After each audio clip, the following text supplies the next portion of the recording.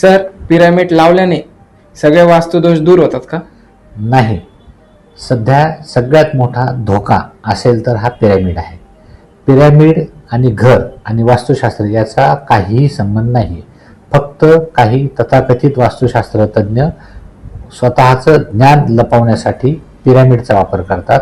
कोणताही वास्तुदोष, तोपर्यंत जो वास्तुदोष आहे, जो आजार आहे, किचन चुकीचा असेल तर तुम्हाला किचनची जागा बदलायला लागेल. त्या ठिकाणी पिरॅमिड लावून उपयोग नाही होत.